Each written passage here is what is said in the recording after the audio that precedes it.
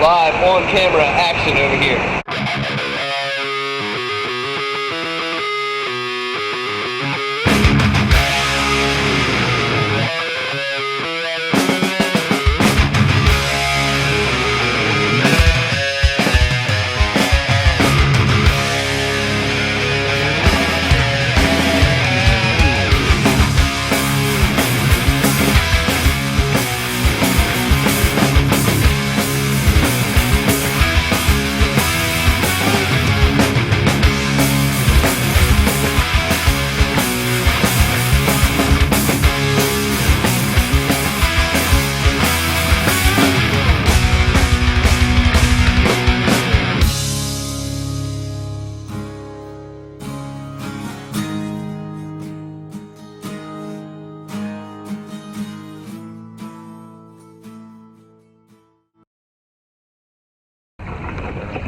Some on in here soon.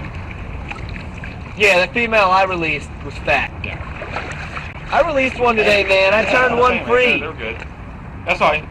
I turned one free, man. Yeah. I let it go. Yeah. It's alright. I'm a humanitarian now. You got free? Yeah. Oh, we came back alive. I know how to catch more.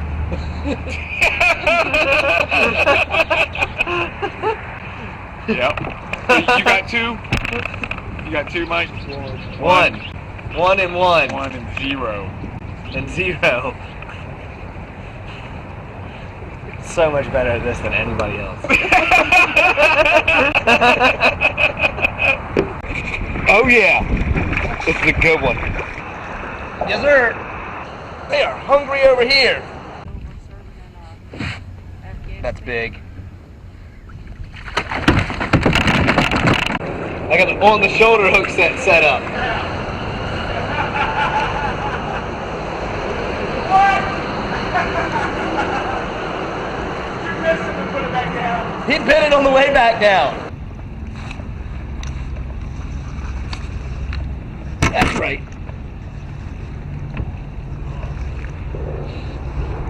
This one ain't even got mad yet. Oh my God! That's him. Yeah.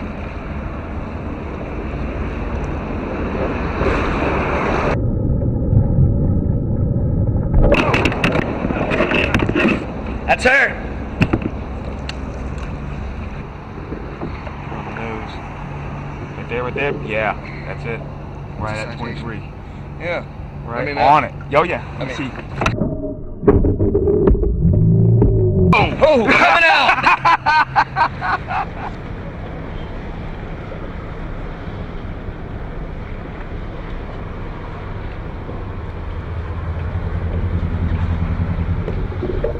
Tautog are considered a specialized target fish here in the bay. They aren't the biggest fish. See ya. But what makes them tough to catch is where they live and how they bite. Togs are more active when the water temperatures are in the 50s. The months that we typically target them is March through May in the spring, then again in October through December. Oh, yeah, they're down there. Togs are the bait stealingest fish in the bay. Most of the time, all you get is a nibble, and you got an empty hook. Drop, drop, snatch, drop, snatch. Wow, this feels like a good one. It is. Oh my God. They can be downright frustrating. Oh my God, Rob, come on!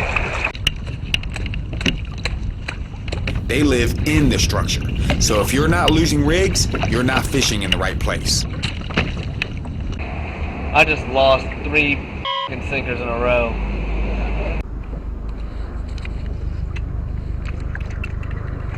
God damn it! Just broke a really big one off. Tautog live in any structure, but here in the lower part of the bay, the best place to target them is the man-made reef that crosses the mouth of the bay, the Chesapeake Bay Bridge Tunnel. The pilings are a great place to start. This old bridge all the caps off the top of the pilings, they drop straight down. So everything on this side has rubble on it. Right. All the way to shore, pretty much. Yeah, yeah. They're back around this side of the piling now.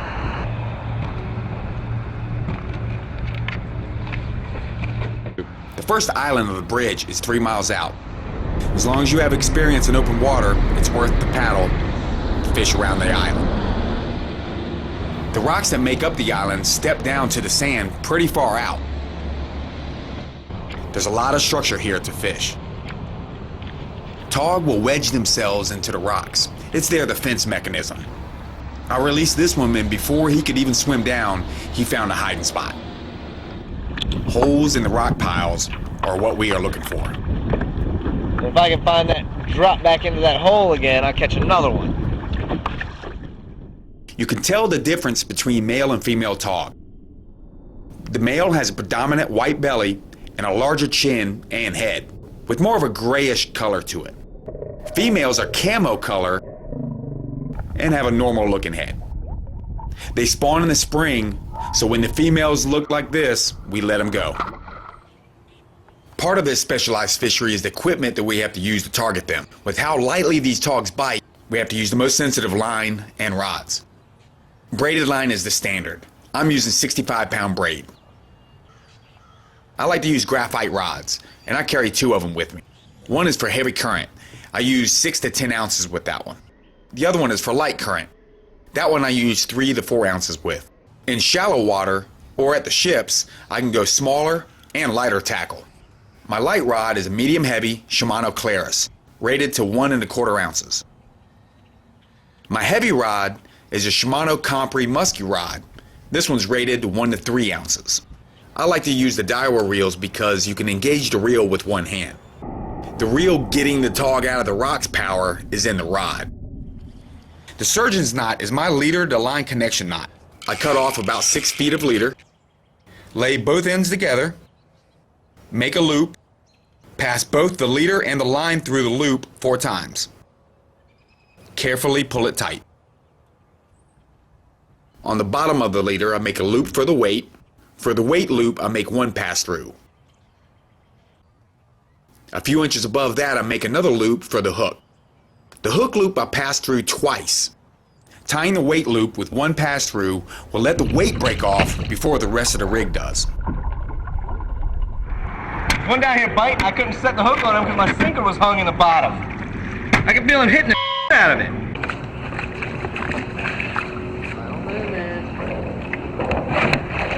Hang on. No way.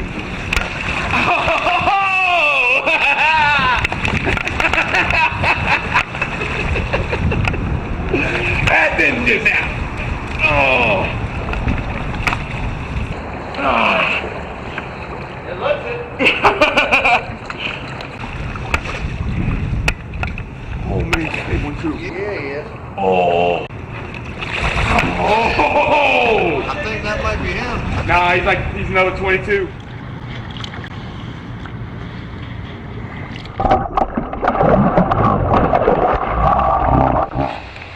The main bait is female blue crab. We clip off one part of their claw so they can't get us when we reach for them. This is also less trauma than ripping the claws off, keeping the crabs alive longer. Cannot get you. Pull off the shell. Save that. Take off the gills. Pull off the apron. Then I clip the legs off.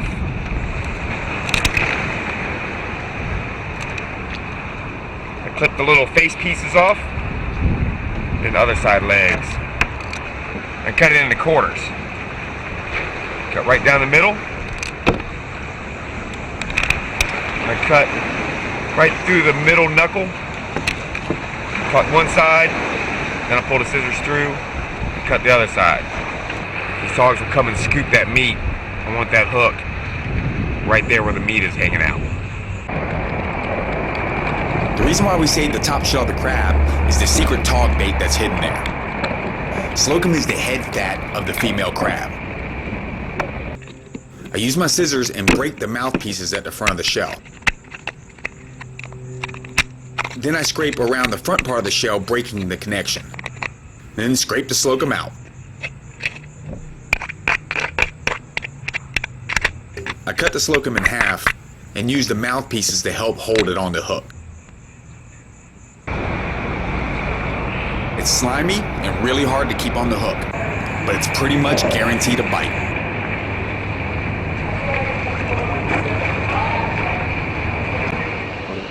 Another secret bait is the hermit crab. Although it's really hard to find and to deal with, it's another great talk bait. When fishing for tog in the current, you have to be anchored. To get your bait into the holes and crevices, you have to keep your line vertical. The tube of the tunnel is covered by the island rocks. All of this is fishable. The tube descends into the sand. The spine is the top peak of the tube, and the sides drop down into the sand. The current can create a rip here, and the current can kick up some waves. You're gonna get that wind against the current right here. It's gonna start doing that. Great spot. Good call. Anchoring is probably the most dangerous thing you can do in a kayak. And retrieving your anchor from the rocks, God damn it. is the sketchiest part of it. Got it. The kayak wreck anchor is a scaled down version of a boat wreck anchor. It's made to hold onto the rocks, but if it gets stuck, the tines are easily straightened out. The rope is marine quality 1/4-inch braided rope. The buoy is attached after the anchor is deployed by making a loop in the rope and snapping the buoy on. I paddle up current of where I want to set the anchor.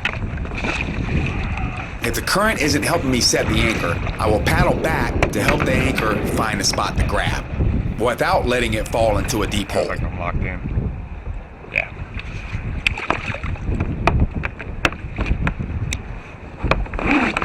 Right. Now the current's running real hard, and I have to drop my anchor. What I do in this situation, it's just too hard to turn around on. I'll just go ahead and let it loose. Paddle on out of it.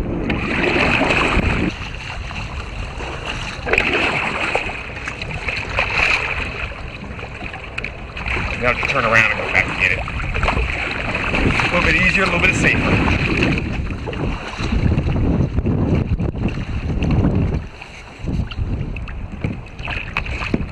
Enough? Pop right out. Tying off to the bridge piling is technically illegal. Although it's been a common practice among anglers in the area, the Marine Patrol will at least kick you off, or they'll give you a ticket. So keep your eyes open and keep it quiet. The piling anchor is a smaller version of the rock anchor. The buoy is permanently attached about 6 feet from the anchor. The rope is really the part that holds the piling. The buoy keeps the anchor high in the water column, so you can fish the piling that you're grappled to. Paddle up current to the piling you want to grab onto. Throw the anchor and the buoy to the other side.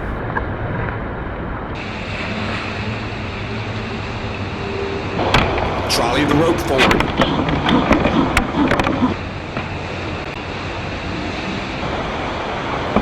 If the current isn't helping, you can back paddle to set the anchor.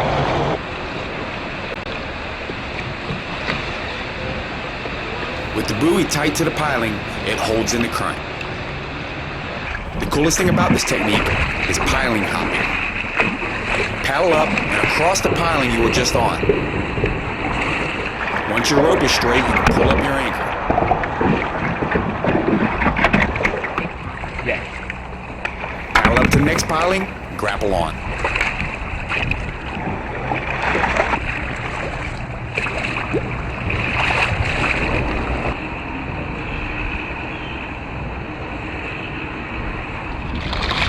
When the current is slack, you don't have to anchor. But the game is a bit different. You gotta make sure you get him out of the pilings. Utilizing your feet as essentially thrusters and rudders will help on these maneuvers. Oh, man. Get there. There you go.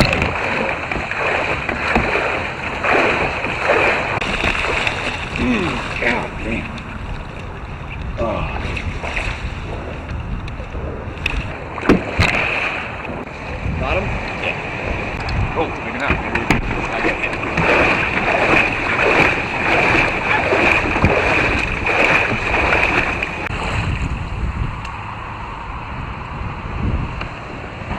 Here I am making a tight right turn by kicking back with my right foot and paddling forward on the left.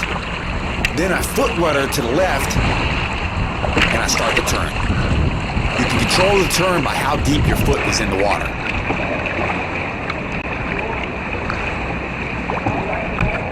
To hit the brakes, put both feet in.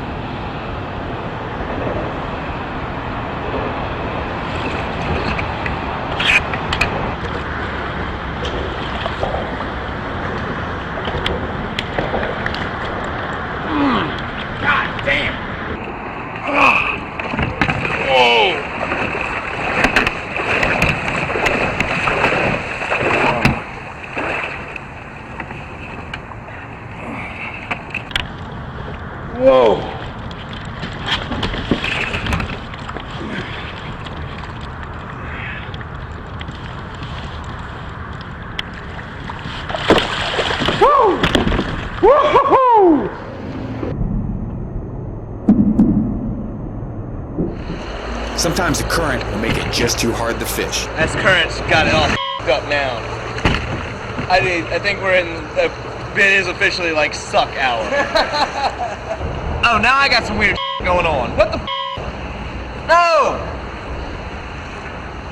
My spot up. What the is this? We target big togs at the bridge, but the concrete ships off of Kiptopeake State Park is a fun spot to catch them in the cave.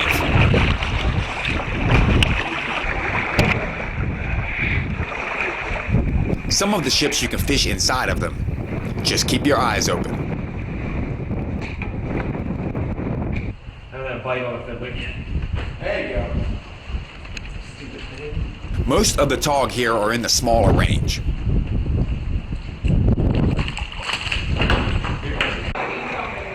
Oh, goddamn! Oh, that's not.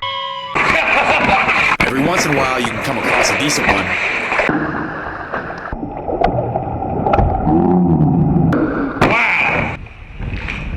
But it's just a lot of fun to catch them here.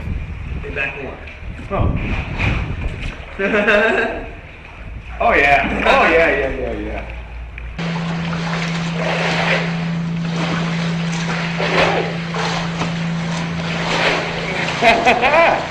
Whoa, little guy. That's a little male. You're coming in. Kayak Kevin. Hooked up. That's a nice one. Male. Extra small. Extra small. Extra small. With how tricky this fishery is, adding the numbers game adds to the fun. I got a question. Yes. How many tautog have you caught? 5. Pregnant as a bitch, though. Good God!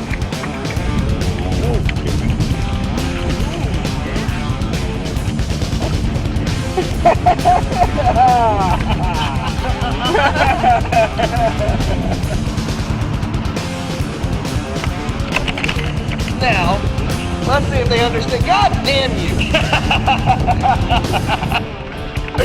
Just you're in the middle of your sentence. God damn it.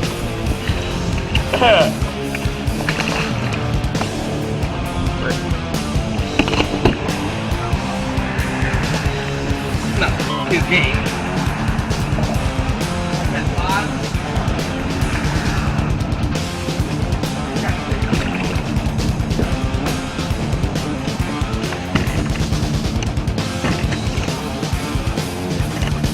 I think I've caught up, by the way.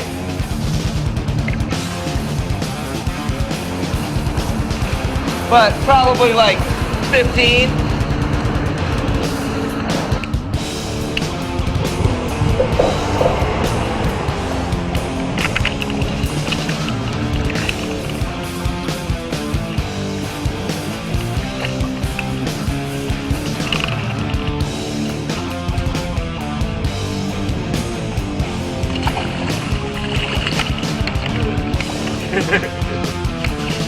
Still about same time.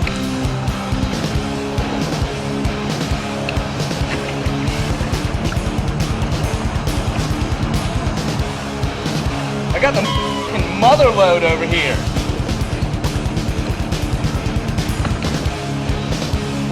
The 5th male in a row I've caught.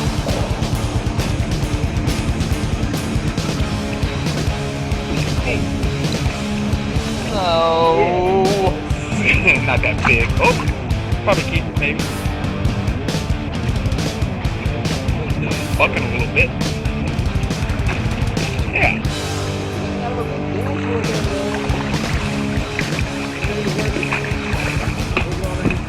Dude, I'm not getting any bites. Like, this is ridiculous.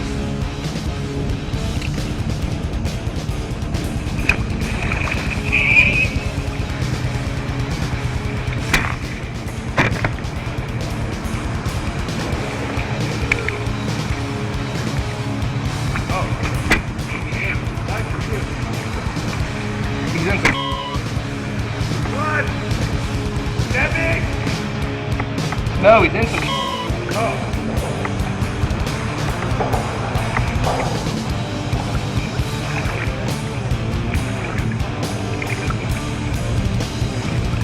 Oh no! Holy! It wasn't in no Oh boy!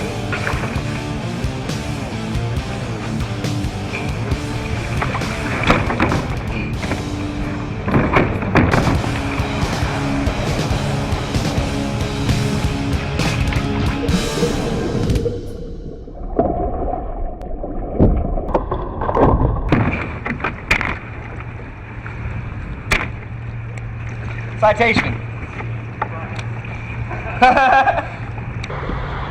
he's not that big. Yeah, maybe not. He looks awfully big. 21. That's it? Yeah.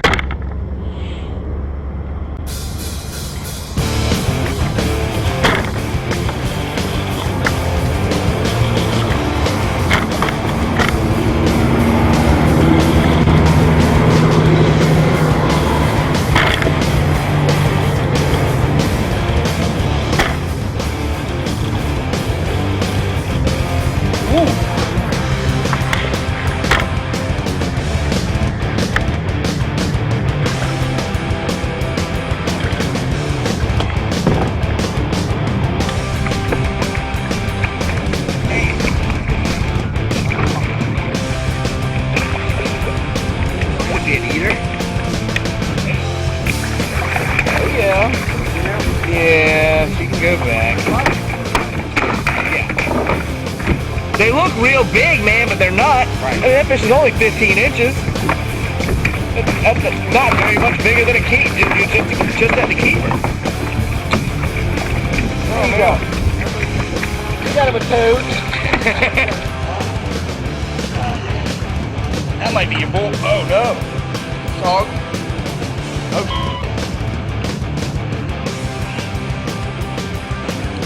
It's like a nice one. Another one for the box there. Yeah, this is a nice one. Yeah.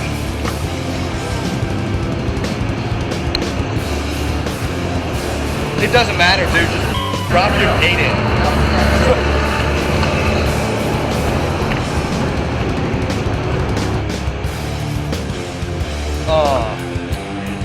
No? Yeah. I got him. He's on there too, and he is big, boy. He is big, big. Oh, yeah. Oh, son. Oh, son. Yeah. That one is a beast, son.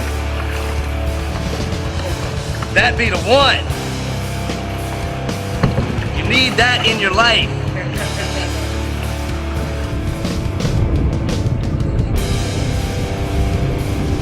All right. Toad.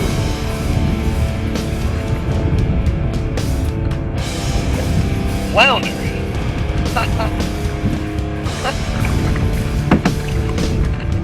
Alright. Yeah, oh yeah. Multiple. It's babies down there. It's like pitter patter down there. Oh,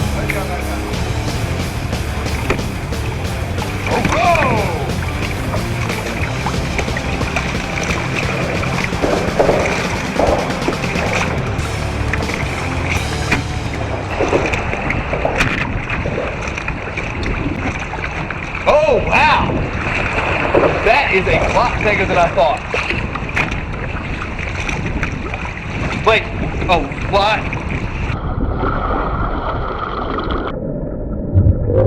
bigger than I thought.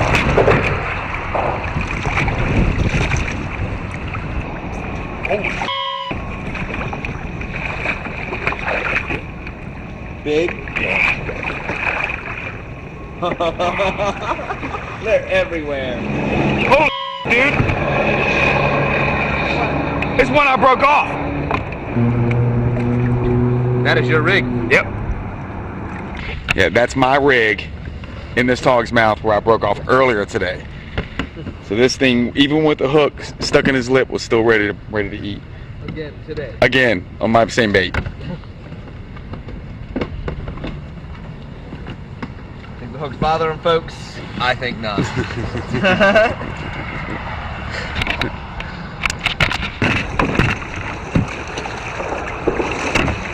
That was instant. Oh, that's a big one. Yeah. A big one, man.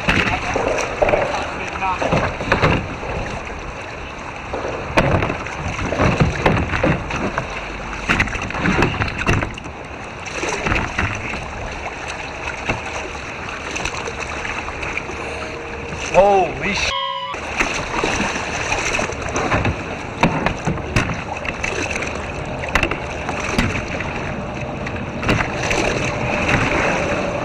Oh my God! That is him!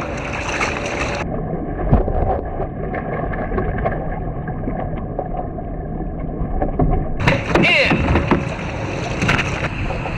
Oh my God. Like 22.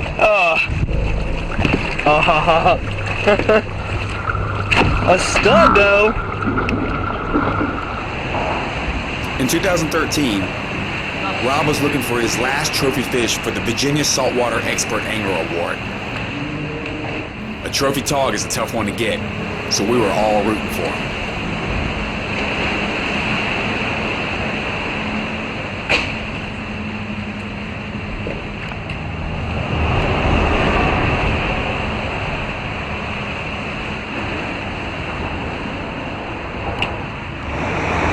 Well, this spot sucks now. Dude! I'm gonna get it right here. The one. What's the biggest one so far? I had a 19. I think that's that one. There you go. Oh, what the? Oh boy! Oh, geez.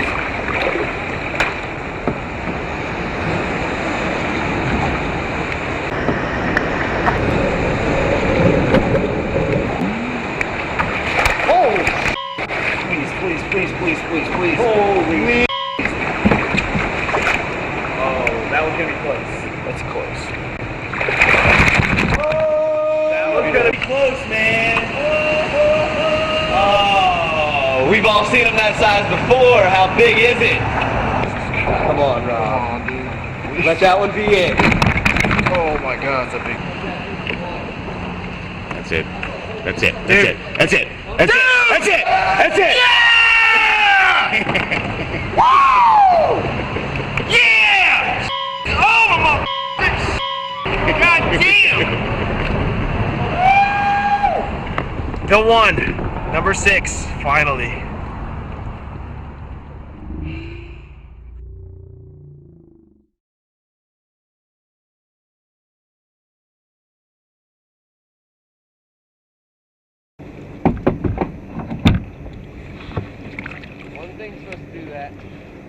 Now I got the drag, strike tight on this one, not full on.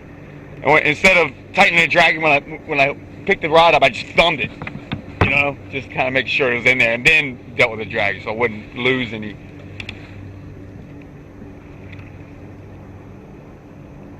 That hook wasn't all the way through until I landed. Here we go.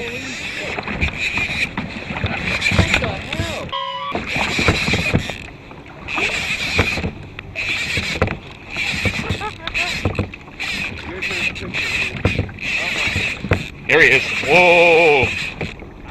Whoa. Really big. Whoa. Whoa.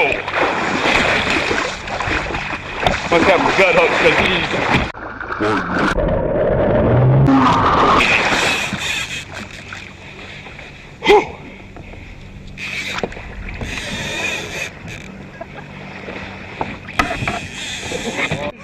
Awesome, dude. When's my turn?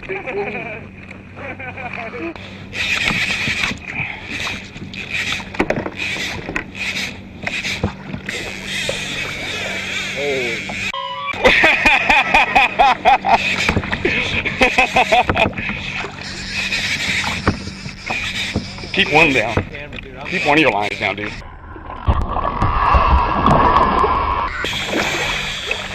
I'm being real lazy with the camera. Yeah. It's my turn sometime.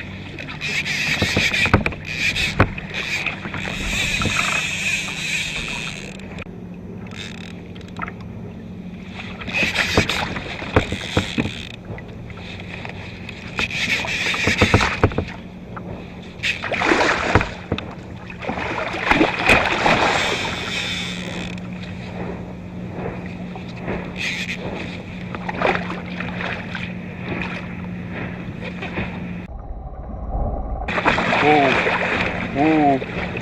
Tongue hooked. Tongue hooked. That's why he thrashed so hard.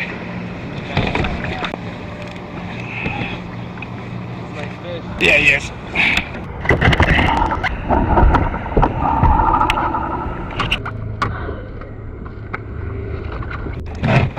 Oh yeah. Yeah, easily. 48. Nah, he's done.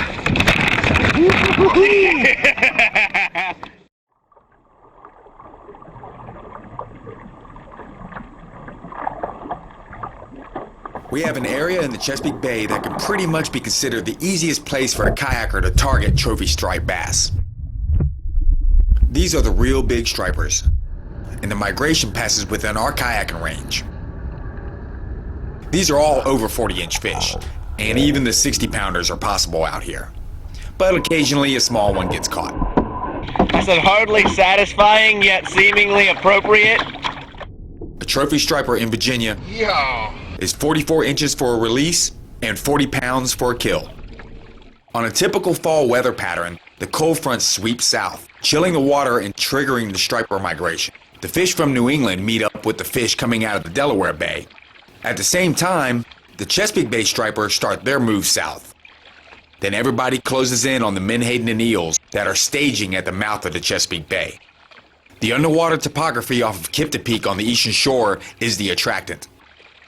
200 yards off of Kiptopeake State Park is the concrete ships.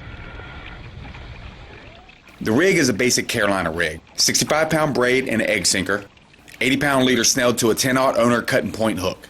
The 10-aught hook has a gap wide enough to stick in the bony part of the striper's nose. I like to use a 3 to 4 ounce weight out there. The egg sinker slides on the main line. A bead can protect the knot from the egg sinker. I use a Palomar knot to tie the main line to the rig. I make sure I use enough line and enough of a loop to pass the whole rig through.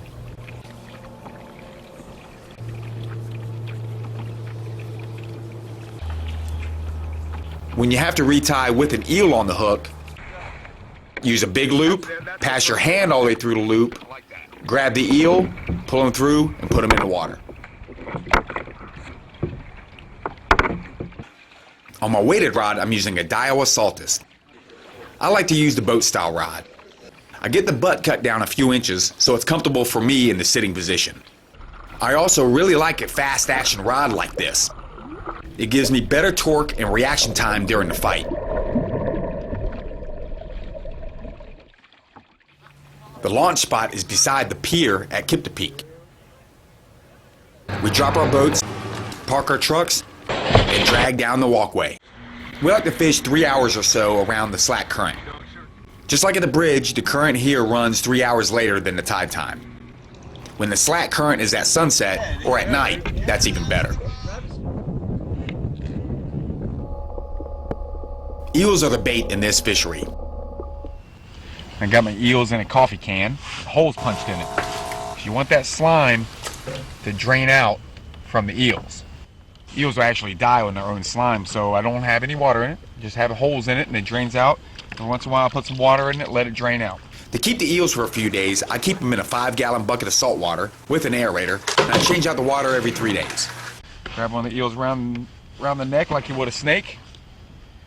Put it up through the jaw and out through the nose. And get them in the water as fast as you can, because they will immediately start to wind up on your line. So up against the ships, I put the eel, drop the eel down to the bottom, crank it up 3 times, and then put it in a free spool with the clicker on.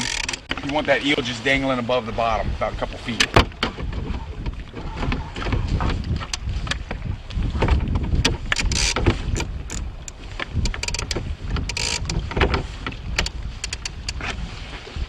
Around the structure, I like to use heavy tackle. Use a 65-pound braid, and use an 8-pound leader and a heavy boat rod. And this is so I can stay on top of the fish. He's not going to get a lot of line out from me. If the fish gets away from me and gets through the alleys over here, then he's going to break off. But at least with this, I have a chance to stay on top of him, stay close to him. Maybe he'll pull me through the alleys with him. To hold our position, we just use our paddles to keep our eels where we want them.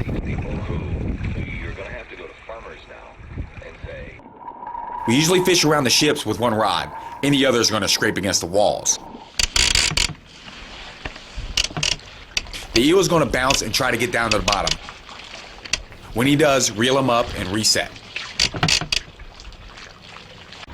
My eel's going 8 right now for no reason. I couldn't really take him around the bow because the rod's kind of short. I mean, 6 1/2 dozen of the other ones, and you really should go him around the bow like that. Oh yeah. Oh yeah. Oh yeah.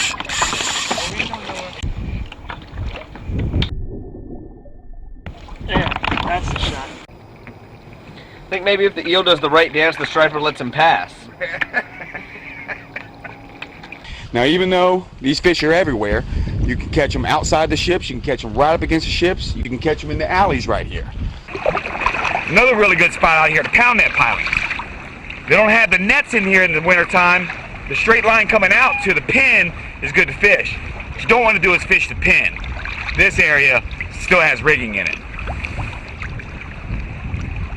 What I like to do is get in the alleyways. It's where the 2 ships are coming together. It's a little deeper. Current flows through here, so it's cut out a channel. And it's just a kind of a typical place a striper's going to hold up. Stripers like getting out of the current. They like getting in the eddies and ambushing. Typically, when the fish hits around the ships, he's not going to take off a run. It's usually just a grab, and then he starts maybe pulling away. So that's an eel pulling.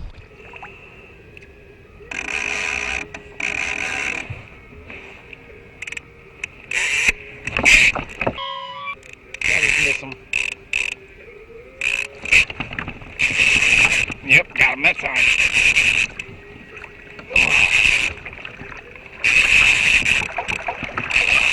Oh, he's a big one. Whoa. Oh.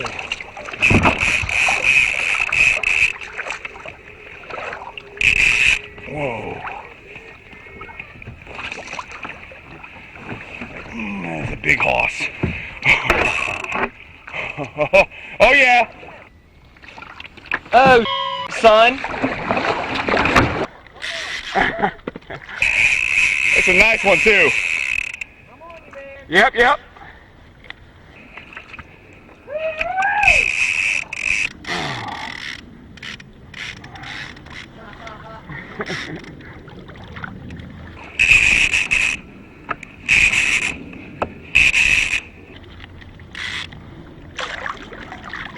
Nice.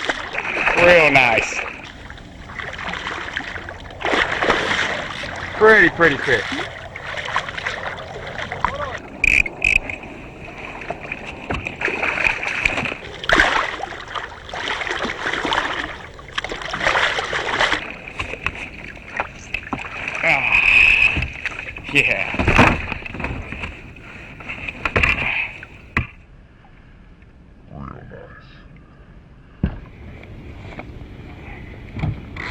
Here we go.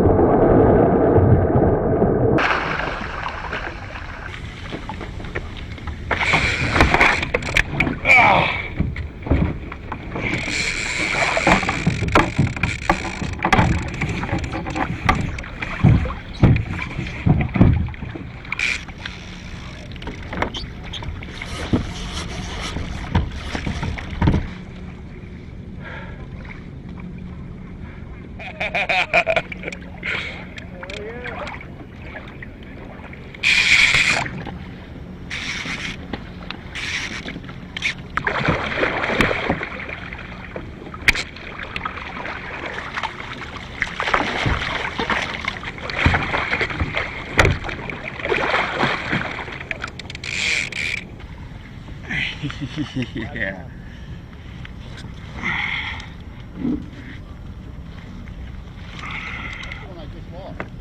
It's the second one. Woo! The key area to this fishery is centered around the 80-foot slough northwest of the ships. On calm days, we troll out to and drift around buoy 18. These two rods on the troll, we usually start right here at the ships. And one rod is the same rod I'm using at the ships, same weight. This one goes back 15 feet. The second trolling rod is my freeline rod, but I've attached a fish finder rig with a 3-ounce weight to keep it down while I'm trolling. And this one goes back 25 feet. I have the drag set to strike tight, so it'll set the hook on the fish, but at the same time let some line out.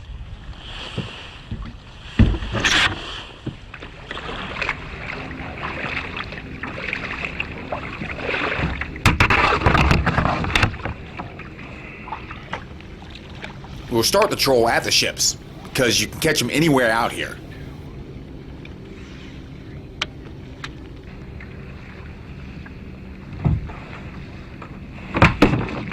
Got one! Yeah! Awesome! Guess we ain't gotta go too far.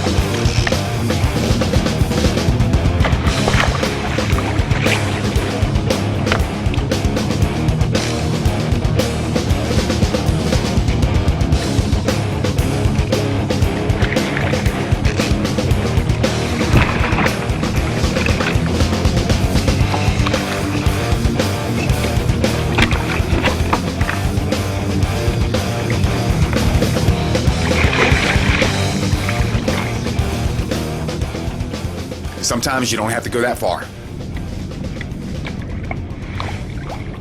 So what? Oh, there we go.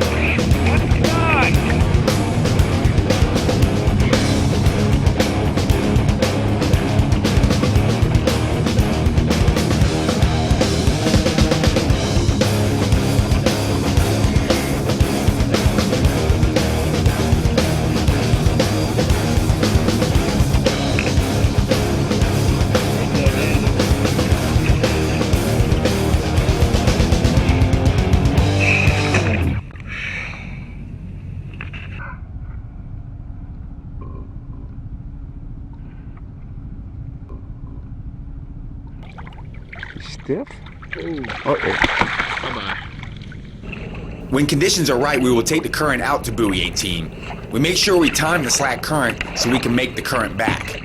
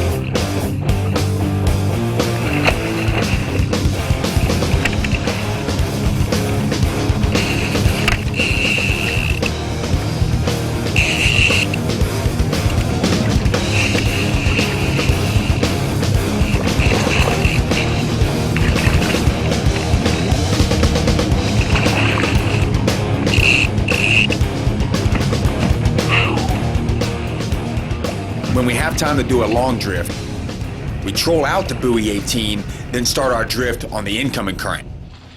So like today we have a 3.5 knot current, but we don't want to overshoot and go past Cape Charles, so we can't make it back.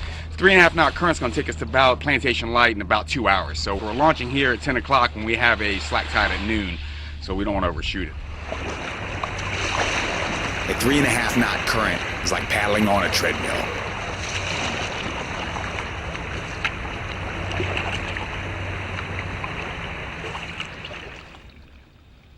The area we're trying to fish is marked by the Plantation Light, to the north buoy 36A, and to the south the Cherrystone Channel marker.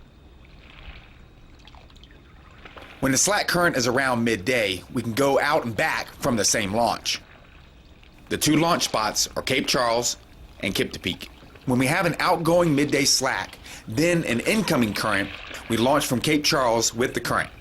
We time it to fish Plantation Light around slack current and then make it back to Cape Charles with that incoming current. If the current is the other way, we will launch from Kiptopeake with that current and get back with that outgoing current. When the slack is early and late in the day, we have to deploy a different tactic. Remember, this is December, when it gets dark at 5 p.m. So when we have a slack in the morning and a current all day long, we go on the full long drift. If the slack incoming current is at 9:35 in the morning, we leave one truck at Kiptopeake and launch from Cape Charles. We drift south with that current and land at Kiptopeake. Or the other way around. We leave a truck at Cape Charles, launch from Kiptopeake, drift north with the current to Cape Charles. On the drift, the boats use bobbers to keep their eels suspended and away from the boats. We don't have to use bobbers. We can suspend the eels right under our boats. On the drift, we use the same rods. My weighted rod stays down the same depth that I trolled out there with, 15 feet down or less. Just keep it down, either keep it in gear or put it in free spool. With the free line rod, I take the fish finder off and I cast this eel out and just let him swim free. As he gets below me, I'll reel it up slowly and cast it out again. Even sometimes I'll reel it up a little bit, jig him a little bit just to give some action. When trolling back in, I'll do a free line cast on the ships. There's a couple different ways to keep your rod set depending on where you have it. If you have it in a rod holder, you can keep it somewhat tight, tight enough to bow up the rod and set the drag, or you can keep it in free spool. Pick it up, put it in gear, and set the hook. If you have it on the deck, you want it in free spool. No matter what, on the deck, free-handed. If you have it laying on the deck, you want it in free spool. If you have it in your hand, you either want it in free spool or you want it tight. But keep your hands on it so you don't get it ripped out of your hands. The reel I'm using, Shimano Sitica with the power handle. My free line rod, it's a Shimano Convergence musky rod. The 60-pound leader is connected to the main line with the surgeon's connection knot. And I'm using the same 10-aught hook. A lever drag reel is good to use out here also. I was using release reels made here in Virginia. Oh, well, your hands would be steaming too. My hands ain't wet. Yeah, I get it. Got one. No way. I'm gonna throw a rod out, man. This is right here. I was on a free line. Whoa, whoa. I was on a free line, no weight, just cast out. Oh, it's a little bit bigger.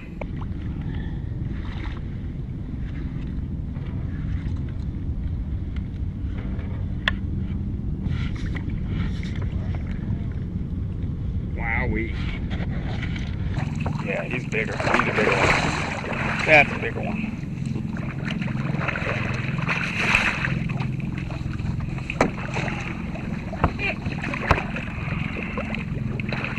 Yeah. Oh.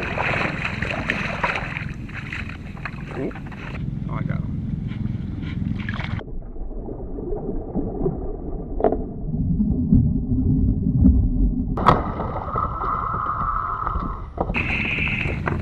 Oh yeah.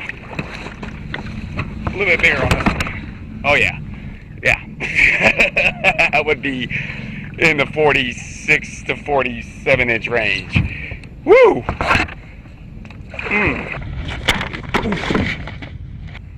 All right. Oh, okay. All right. Oh, much bigger, man. Ah.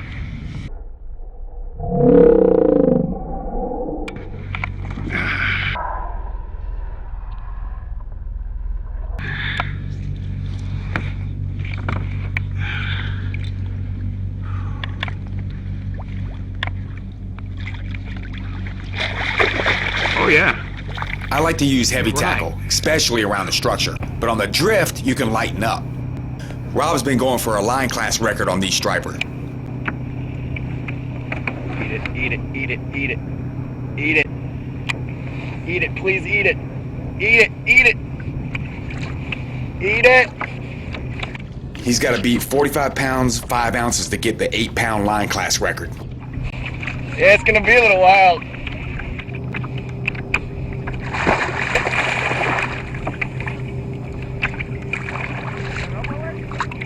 He's back down now.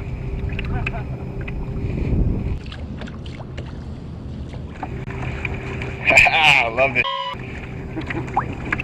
Just stay on.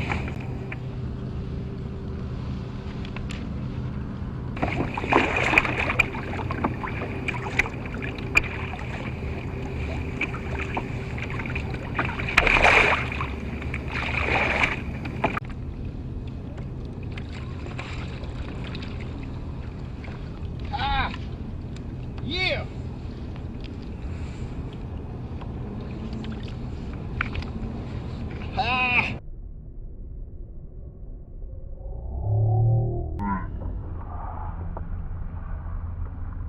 This one was under the 45 pounds he needed, but still a great one on the 8-pound test. What's cool on the drift is when you're in the fish, you're in them. The boat in front of me hooked up, I hooked up, Hey, Kevin's on. and quick released it. You jinxed him.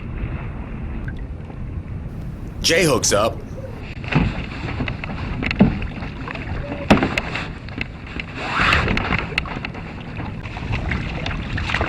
and Lee hooks up. There you go. All right, I'm gonna go get Lee. Yep. Then Lee unhooks his.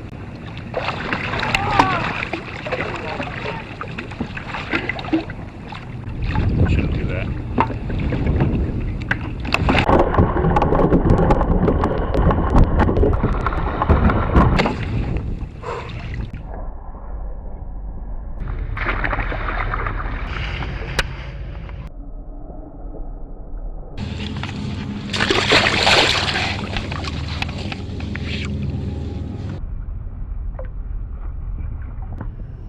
Sometimes these fish will grab the eel lightly.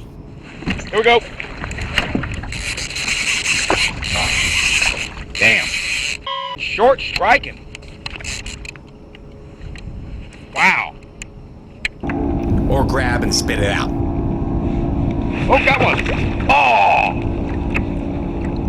Got one as I was reeling it back in. Short striking.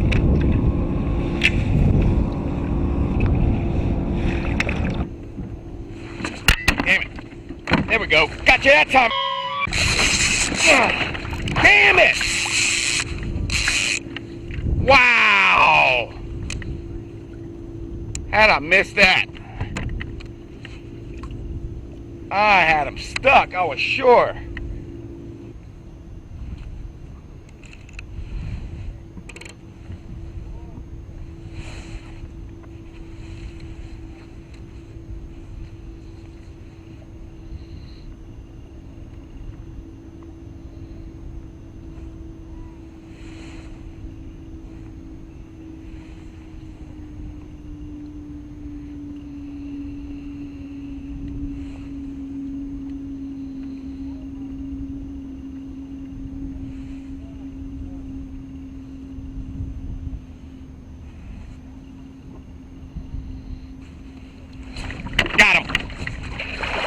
that time.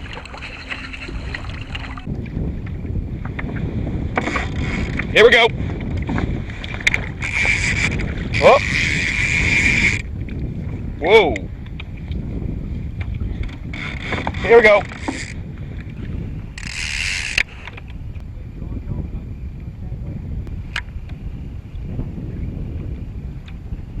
Huh.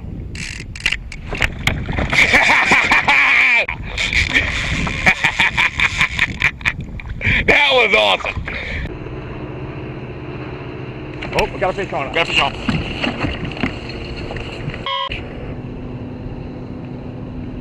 Here it goes. There it goes.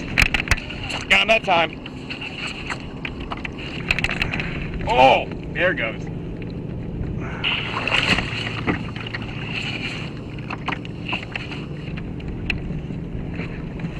Oh yeah, a little bit bigger on this one. Oh yeah. God damn.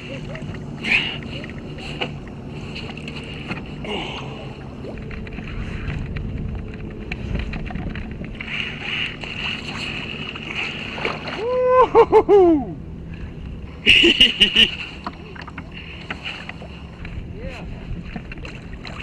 Oh yeah, much nicer.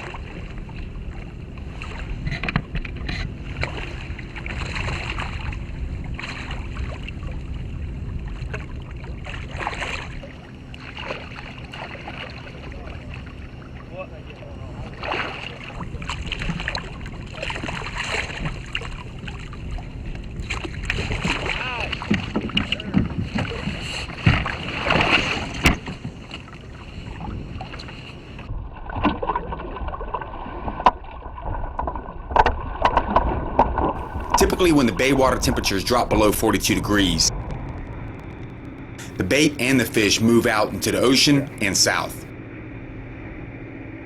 Sometimes they go to North Carolina, sometimes they go to the ocean. On typical years, we can track these reports down the coast. This year was unusual. The cold fronts were weak and the fish were spread out.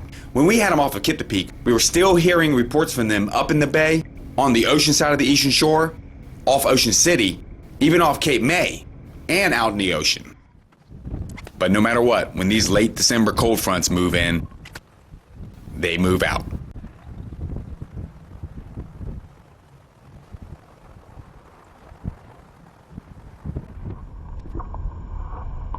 This is a migration. So you just have to be here when they are here and have your eel in the water.